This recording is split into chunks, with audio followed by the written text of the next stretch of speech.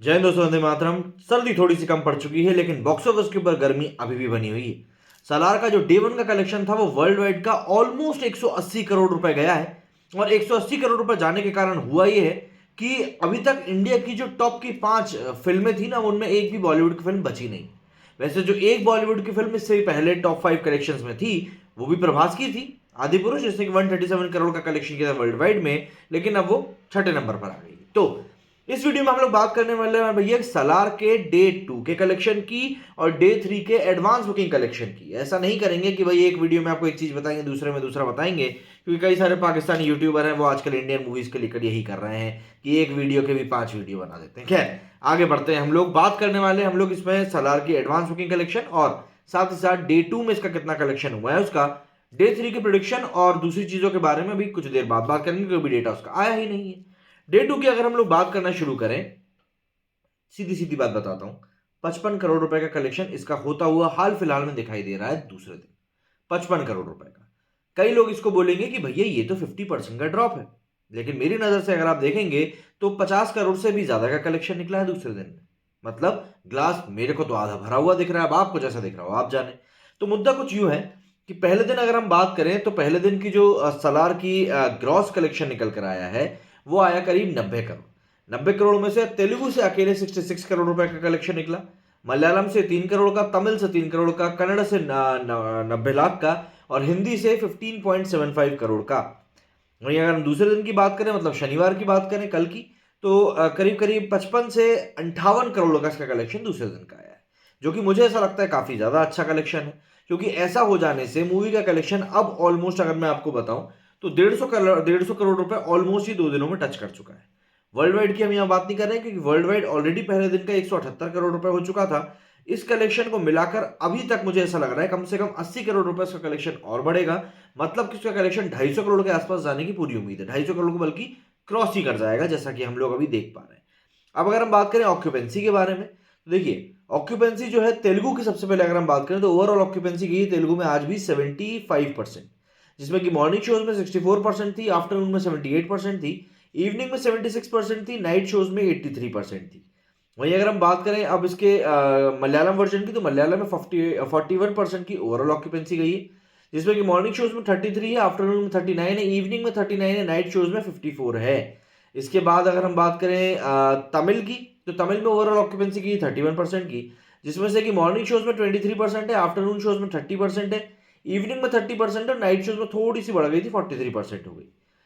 वहीं अगर हम बात करें अब तमिल इसकी क्या बोलते हैं भैया, कन्नड़ की, तो कन्नड़ में गई है भैया 66.34 की ऑक्यूपेंसी, जिसमें कि 41.24% गई है मॉर्निंग में, 68 गई है आफ्टरनून में, इवनिंग में गई है 70% और नाइट शोज में सबसे ज्यादा 84% की गई है।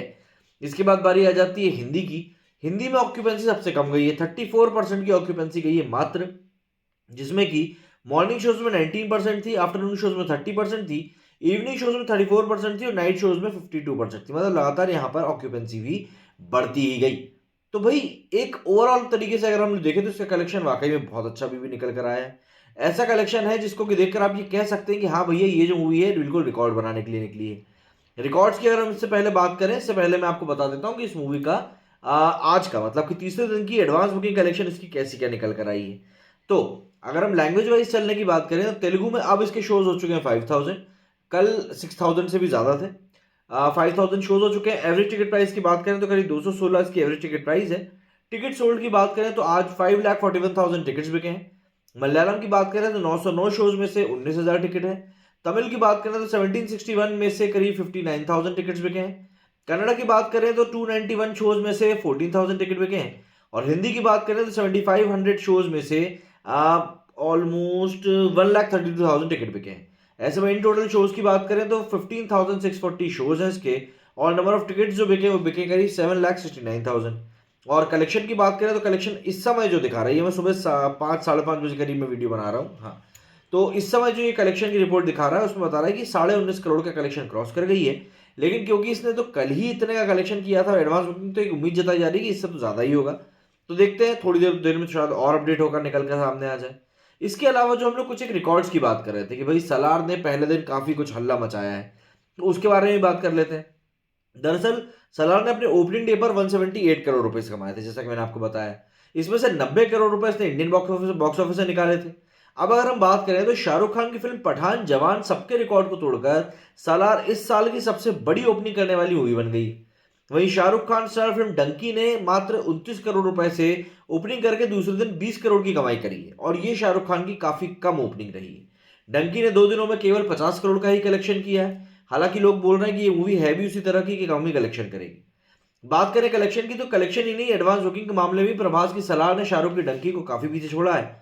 सलार यूएसए में इस साल सबसे ज्यादा एडवांस बुकिंग करने वाली भारतीय मूवी बन गई।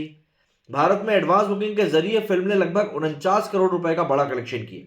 कमाई का ये आंकड़ा बॉक्स ऑफिस पर एक दिन पहले रिलीज हुई शाहरुख खान की स्टार डंकी की ओपनिंग डे कलेक्शन से भी ज्यादा था। मतलब सलार की जितनी एडवांस बुकिंग हुई है उतनी डंकी की ओपनिंग डे कलेक्शन भी नहीं हुआ था।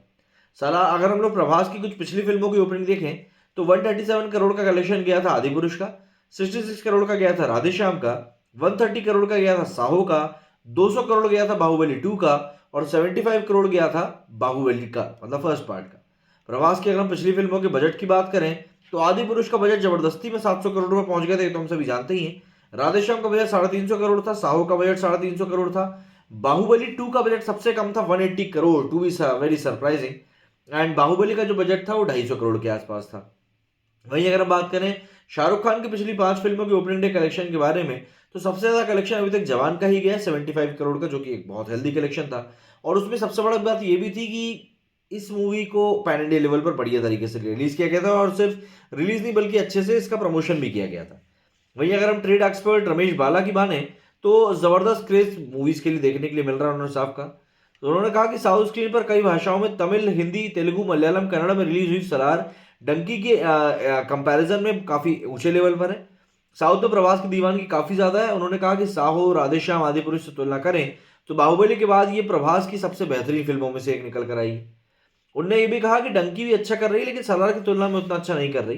डायरेक्टर राजकुमार हिरानी की मुन्ना भाई पीके जैसी फिल्मों के कारण लोग डंकी पसंद कर रहे हैं, लेकिन ये राजकुमार हिरानी की बेस्ट फिल्मों में से एक नहीं है। ये मैंने आपको बात बताया था कि कहीं ना कहीं राजकुमार हिरानी चूके जरूर हैं। वहीं शाहरुख खान के लिए भी ये साल काफी अच्छा रहा था क्योंकि पठान और जवान दोनों ही सुपर डुपर हिट फिल्में थी। हालांकि डंकी उन दोनों फिल्मों की तुलना में उतना कमाल दिखा नहीं पाई। उनका कहना था कि भाई पब्लिक रिव्यू के मुताबिक भी डंकी जवान और पठान जितना नहीं चलने वाली है, क्योंकि जवान का नयनतारा एटली विजय सेतुपति के कारण बॉक्स ऑफिस से कनेक्शन था और सबसे बड़ी बात साउथ से भी उनको एक बहुत बड़ा कलेक्शन निकल कर आया था। वहीं रमेश बाला का मानना है कि डायरेक्टर प्रशांत नील केजीएफ और सालार दोनों के डायरेक्टर हैं, लेकिन केजीएफ और सालार की तुलना नहीं कर सकते। कई लोग हैं जो बोल रहे हैं भाई दोनों में काफी ज्यादा समानता है, बट ऐसा देखिए बहुत कम पॉसिबल है कि ऐसा हो सकता है। खैर जो भी हो, सलार ने इस समय देखिए रिकॉर्ड तोड़ कमाई करी है और ये एविडेंटली बॉक्स ऑफिस के ऊपर दिख भी रहा है। कई लोग ऐसे हैं जो कि आंखों के ऊपर हाथ रख के बैठ गए कि नहीं भैया हमको तो ये कलेक्शन देखना ही नहीं है, अब सिर्फ इसीलिए क्योंकि उनको ये कलेक्शन झूठा लग रहा है इसलिए वो देखना ही नहीं चाह रहे। सिंपल सी बात है। तो अब आप मुझे बताइए आपका क्या कुछ कहना है इसके बारे में कमेंट करके। मेरे वीडियो फिलहाल उतना ही। जय हिंद, जय भारत।